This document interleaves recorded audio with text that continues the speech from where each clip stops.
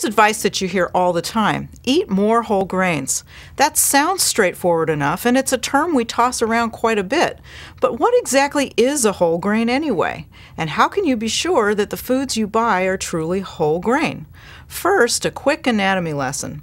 The grain or seed of a plant has three major parts: the germ, the bran, and the starchy part called the endosperm. The germ is the plant embryo, and it feeds on the starchy endosperm, which supplies energy to the plant as it grows. The outer bran layer supplies vitamins and minerals to the plant and also serves to protect the seed until it's ready to sprout and grow. A whole grain then has all these essential parts and the naturally occurring nutrients of the intact grain, even if it's been rolled, cracked, or crushed. A refined grain has had the bran and the germ removed, leaving just the starch. So how can you be sure that you're buying whole grain? It's best to check the ingredients list. If you see only the words whole grain, whole wheat, or any other grain like whole rye or whole millet, brown rice, or oats, you can be sure it's 100% whole grain.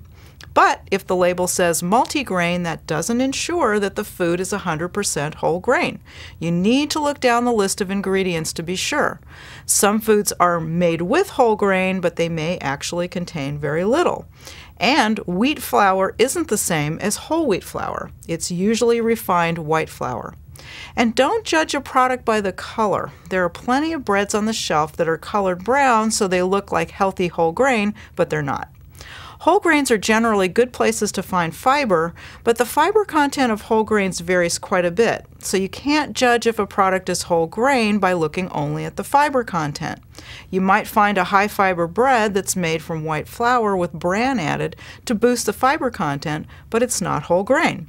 You might also see products that are made with sprouted grains. The kernels are allowed to sprout slightly, and then they're milled into flour. Sprouted grain breads have a naturally coarse texture and nutty taste, so you might want to try them for a change. But again, read the ingredients list to be sure.